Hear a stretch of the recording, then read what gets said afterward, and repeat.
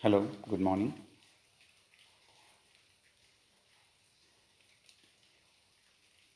Today's topic for discussion is juvenile immune arthritis in children, and it is also called by the terminology juvenile idiopathic arthritis, or earlier it was called rheumatoid arthritis in children.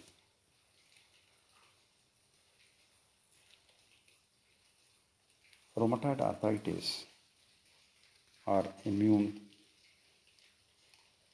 juvenile arthritis is a chronic disease in children causing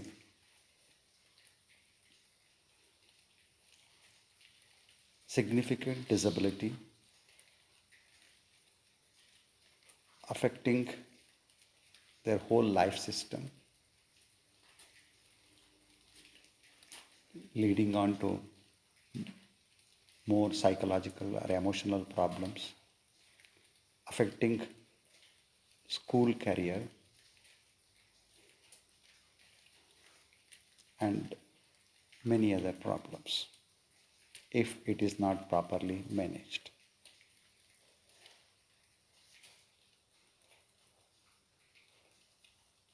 Coming to the definition of GIA, definite etiology is not known. Many hypotheses are there.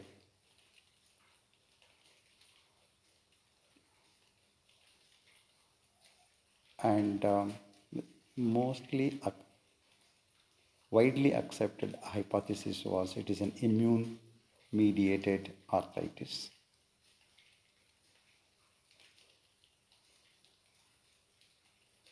Usually it occurs before 16th birthday and should persist for at least 6 weeks. If it is less than 6 weeks, it is not juvenile idiopathic arthritis.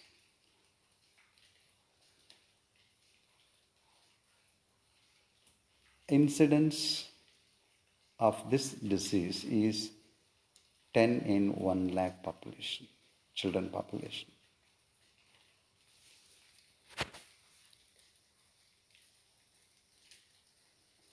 Juvenile immune arthritis has been classified under 7 headings or 7 types by International League of Association for Rheumatology.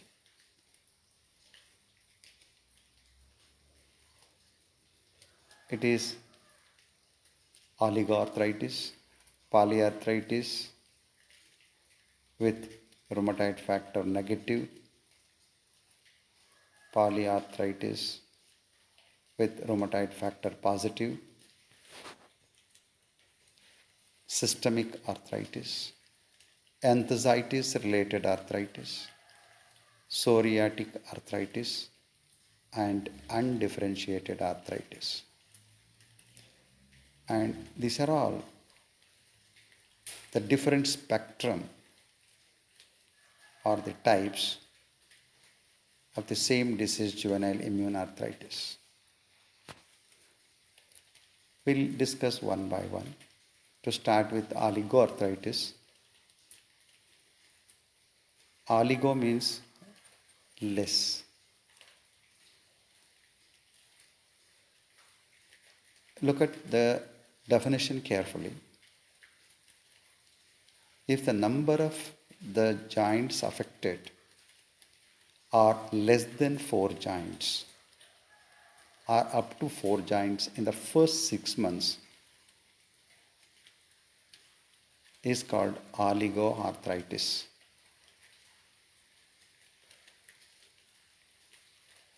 I repeat again. Within the first 6 months of the onset of the disease, if the number of joints involved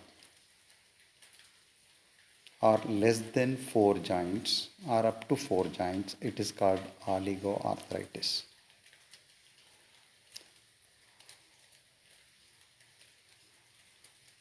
In oligoarthritis, there are two subtypes or subcategories. First one is persistent oligoarthritis. As I have told, only 4 joints are affected in the first 6 months and continue to only 4 joints throughout the disease process in their life. Less than 4 joints, doesn't go more than 4 joints, then it is called persistent oligoarthritis. The other subtype or subcategory is extended oligoarthritis. As per the definition, only 4 joints were affected or affected in the first 6 months of the disease process. But after 6 months, the number of involvement of the joints increases. I mean to say, it crosses more than 4 joints after 6 months. And it is called extended oligoarthritis.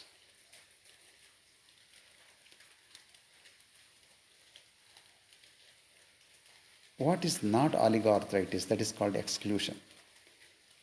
There is if there is a psoriasis, either in the patient or in the first degree relative, because psoriasis is another type of juvenile psoriasis with arthritis, another type of JIA. So then it is not oligoarthritis. If there is HLA-B27 positive male child, then again it is not oligoarthritis. If there is ankylosing spondylitis, enthesitis related arthritis, sacroiliitis with irritable inflammatory bowel disease, or acute anterior uveitis, or history of one of these disorders in first degree relative, then also it is not oligoarthritis. If the rheumatoid factor is positive, then also it is not oligoarthritis. If there are signs and symptoms of systemic GIA, then also it is not oligoarthritis. These are called exclusion.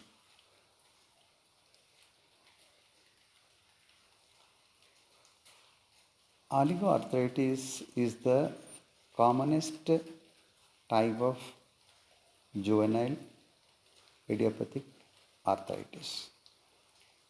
Most common type. And girls are more affected. The joints involved in this type of arthritis is usually wrist, elbow, knee and ankle. In about 80% of these cases, ANA is positive.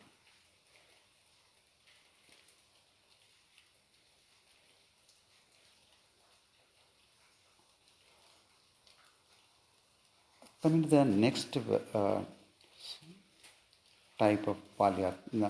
of arthritis, it is called polyarthritis rheumatoid factor negative. As per the definition,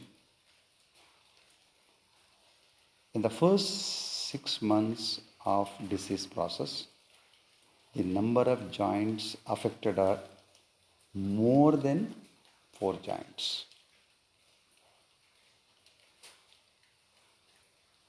Then only it is called polyarthritis.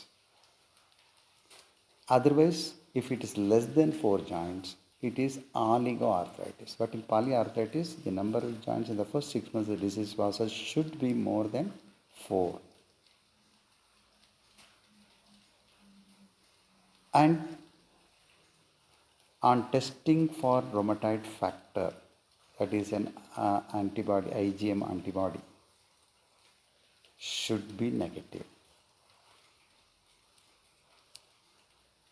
So these are the exclusion criteria. Please go through. Any of these things are found in the patient where we consider as polyarthritis rheumatoid factor negative, we should exclude. These are the exclusions.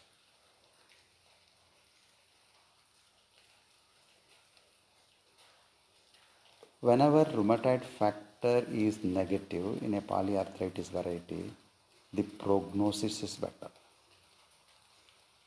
The joints are symmetrically affected.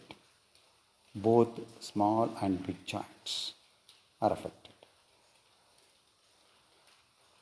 Anti-nuclear antibody is positive in about 25%. Good thing in this variety or type of polyarthritis where rheumatoid factor is negative, 50% go for remission on their own. That is a good part. Most sequentially is in the hip and shoulder. Sorry, the sequelae are found in the hip and shoulder.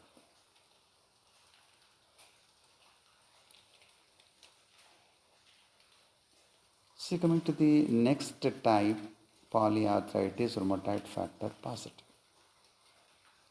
Here also the number of polyarthritis means the first 6 months of disease process, more than 4 joints are involved, then only it is called polyarthritis. And in addition, rheumatoid factor is positive.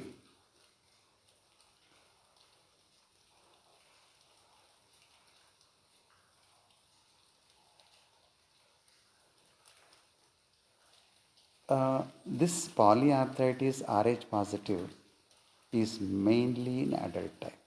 In children, only in 5 to 10% of the juvenile idiopathic arthritis, the rheumatoid factor is positive. Only in 5 to 10%. In about 90% it is absent. When it is positive, it is called polyarthritis positive, rheumatoid factor positive type of juvenile idiopathic arthritis we call. In adults, in 85% of the cases of rheumatoid arthritis, it is positive. And this type is usually seen in adolescent females. The joints involved are symmetrical and smaller joints. Typically, it is described or the patient experiences the pain as soon as they get up in the early morning. They don't get up from the bed early. They wait for sunrise, and even after sunrise, they wait for warming up of the environment to get up. Morning stiffness. When there is a history of morning stiffness, not getting up because of this pain in the early morning, so you should suspect there is a rheumatoid. There may be rheumatoid arthritis. All the patient under this subgroup of polyarthritis Rh positive are positive for IgM rheumatoid factor positive. Anti-nuclear antibody is positive in 75% of the cases. They do develop rheumatoid nodules, and here in this Joint deformities are very well known due to erosions and deformity. Various types of deformity. Swan neck deformity. And it is known for causing deformities if it is not properly managed. Sometimes these patients may have neutropenia with splenomegaly, then it is called Felty syndrome.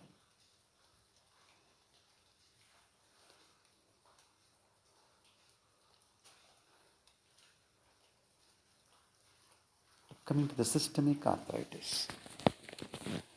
Systemic arthritis, GIA, here uh, the joints involved are one or more joints.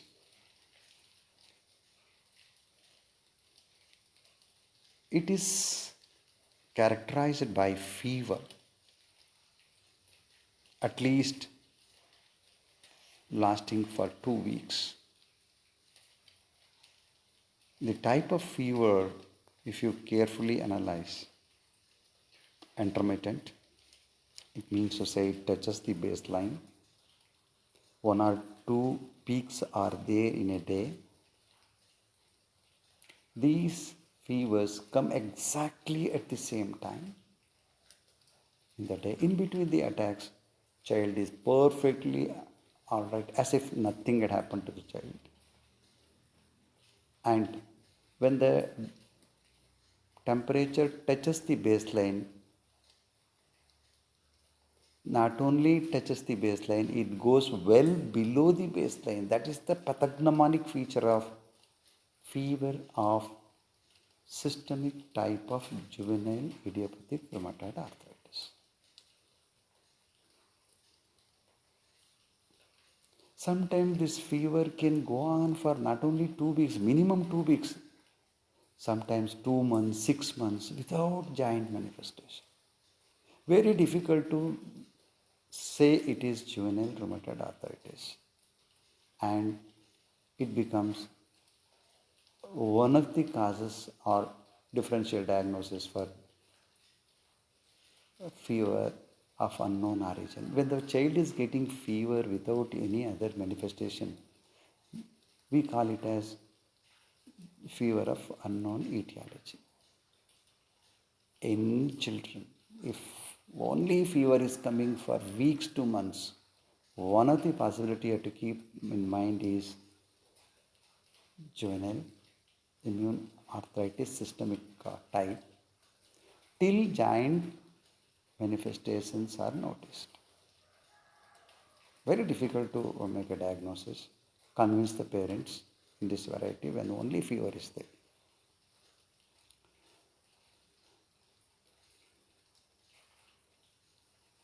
Accompanied by one or more of following things. When the fever comes,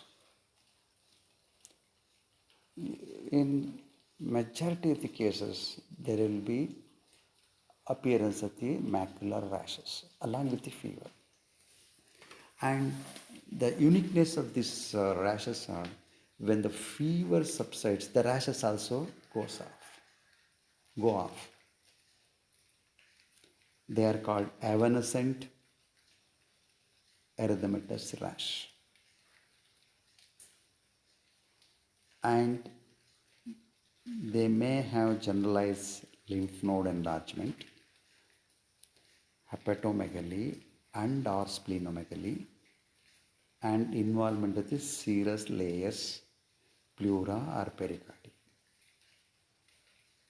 resulting in effusion in the pleura cavity or in the pericardial cavity.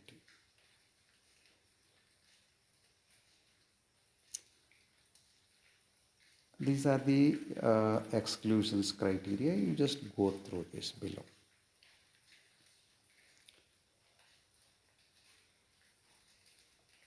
As I have already mentioned, the temperature in these individuals is observed once or twice daily and it is more than 38.5 degrees Celsius. Goes down below normal level when fever comes down. Evanescent rash comes with fever, occasionally pruritic. Oligoarthritis type, not many joints are involved. Usually few joints. Might occur later after fever episode up to 1 year. It means this joint manifestation might occur after many weeks to months or even up to 1 year. Only fever is. That is the uniqueness of this systemic GIA.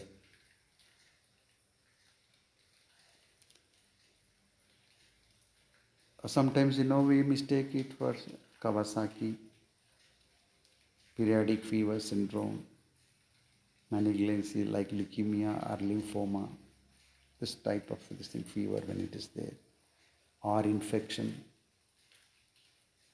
of various. We think of many type of infection when only fever is there,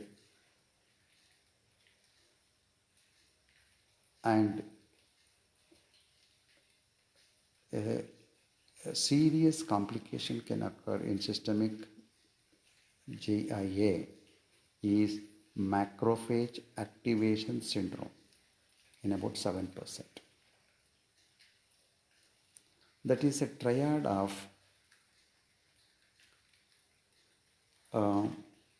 fever, cytopenia, and splenomegaly.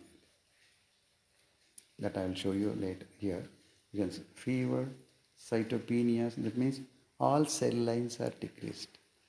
Hemoglobin, the RBC count is decreased, WBC count is decreased, and platelet counts are cytopenia. And there is a triad. It is multi-system inflammatory emergency occur in many other conditions including systemic GIA, and it is also called by the terminology HLH, hemophagocytic lymphohistiocytosis.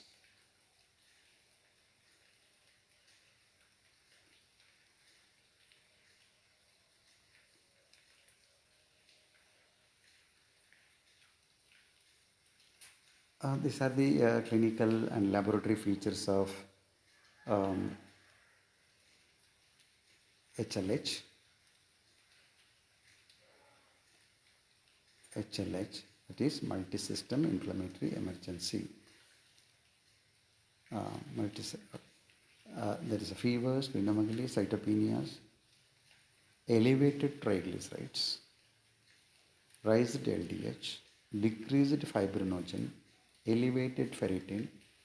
If you do a biopsy of the bone marrow or the lymph node or the liver or spleen, you will demonstrate hemophagocytosis.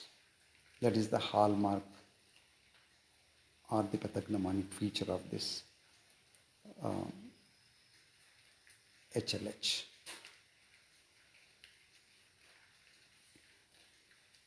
Treatment of HLH, so I don't deal this. If you remember what is HLH, that is fairly good enough. Coming to the other type of GIA is enthesitis related arthritis. What is enthesitis? I will show you here. The inflammation of the insertion of the tendon, ligament, and fascia is called enthesitis. Inflammation of the insertion of the tendon or ligament and fascia is called enthesitis.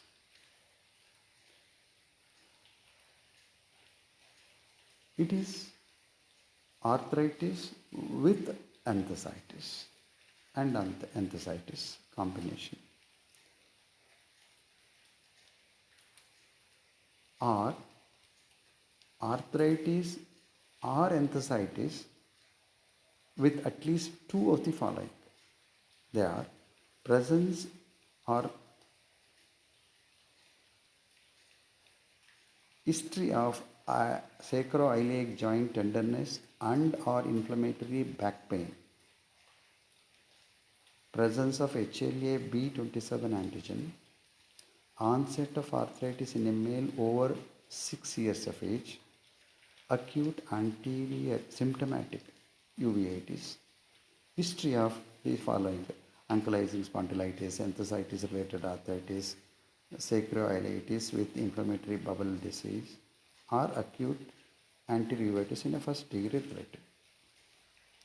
Any two of these in addition to arthritis or enthesitis. When it is there, arthritis, then it is called enthesitis related arthritis. These are the exclusion criteria. Go through this. When these things are found, it is excluded. This possibility is excluded. This occurs in boys more than 6 years. It is most of the time familial. As I have already mentioned, this is the inflammation of the insertion of the tendon, ligament and fascia. Most common sites are Achilles tendon, plantar fascia, quadriceps tendon and plantar tendon. ERA usually affects lower limbs and axial joints, that is sacroiliac and spine.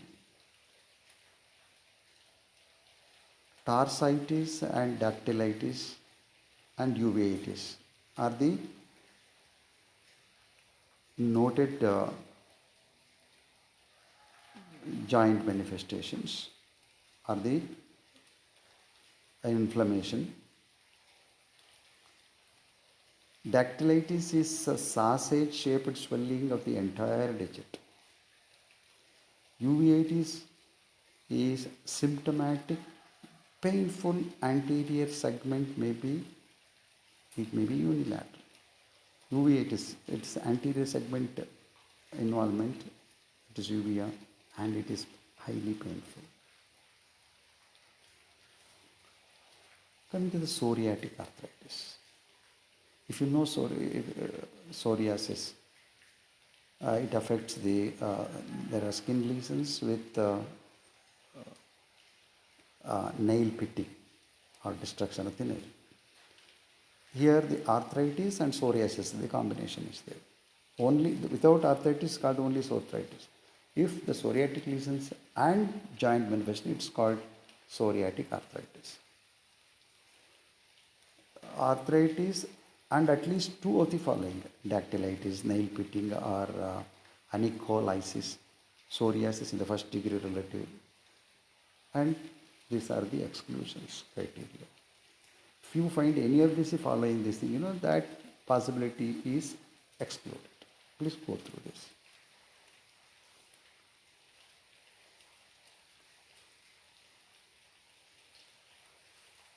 So coming to the undifferentiated arthritis, the last category or the subtype of JIA, arthritis that fulfills criteria in no category. It doesn't satisfy any of the subtypes, or there are manifestations which are found in two or more of the subcategories. We have totally 7 subcategories, and in that, so there are manifestations belong to more than 2 subcategories or doesn't satisfy any category. That is called undifferentiated arthritis.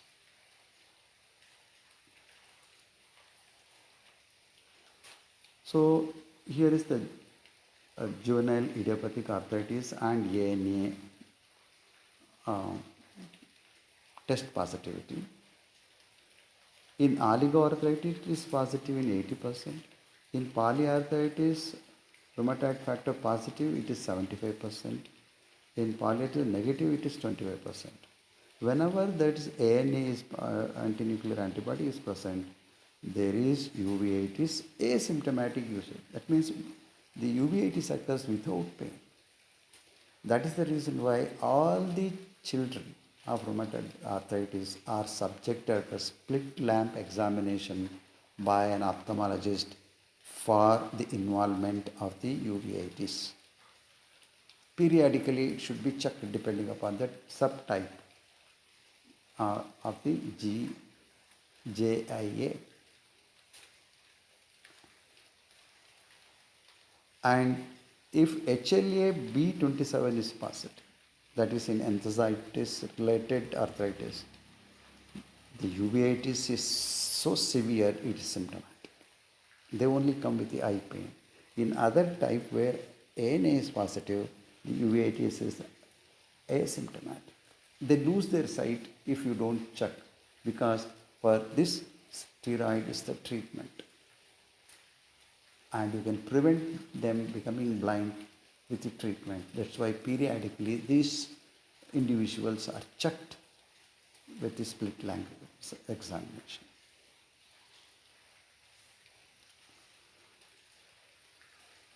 Coming to the management, the challenges are many. The main objective of the management is to relieve their pain,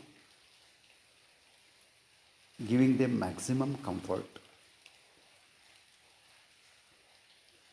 and preventing further progression of the disease.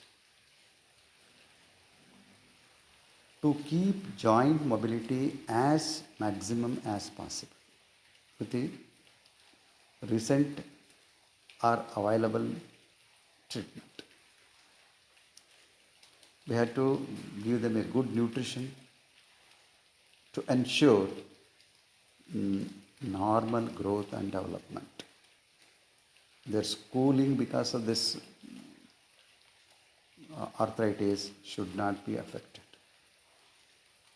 And because it is a chronic disease going on for years once it starts, they are known for psychological and other emotional problems.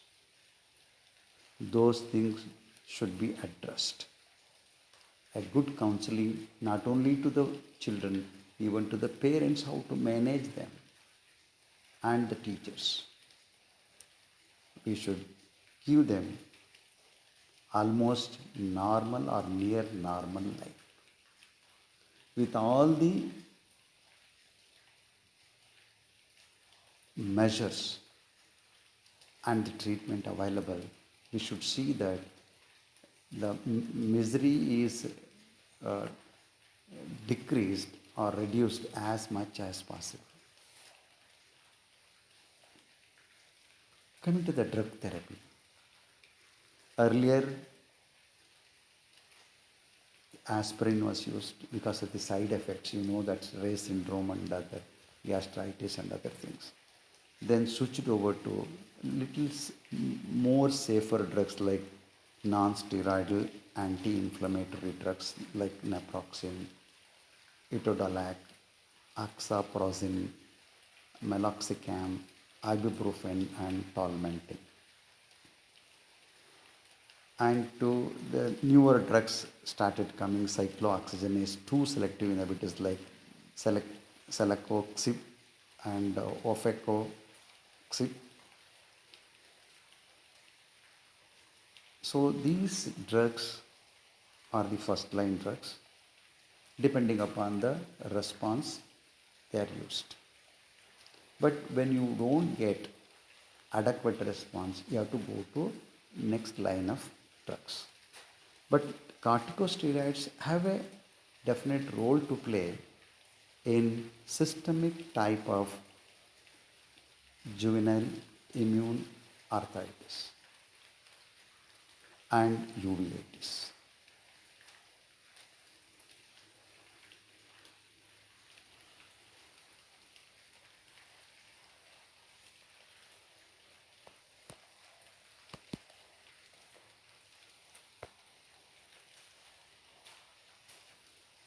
And the next line of drugs are disease modifying anti rheumatic drugs like methotrexate. Nowadays, when the arthritis is not adequately responding, when it is not adequately responding for the earlier drugs, which I mentioned now, aspirin or NSA or cyclooxygenase, we have to go for methotrexate. 15 milligram per meter square body surface area per week. And now the methotrexate is considered as a gold standard treatment. After introducing this, many patients have got good relief.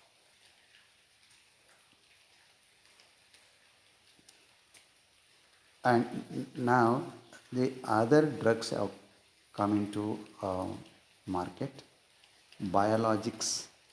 When there is no adequate response for even methotrexate, then these drugs are tried, and they are giving promising results. But only thing is they are costly. They are anti-tumor necrotic factor, usually used in oligoarthritis. Example is infliximab and interleukin 1 receptors blocking agents like anakinra for systemic GIA, and also interleukin 6 receptor blocking monoclonal antibody, example tocilizumab for systemic GIA. These are all the drugs showing a very promising result. And these drugs are used when methotrexate does not give adequate relief, not straight away starting these newer drugs. So, what I want to say is, or to conclude is, this is a chronic disease in children affecting the joints and also causing disability due to bone erosion or affecting the eyesight. And depending upon the subtypes, the management has to be planned. It is a multidisciplinary approach. Pediatrician, a rheumatologist, ophthalmologist, psychotherapist, physiologist, to give them a near normal life. So thank you.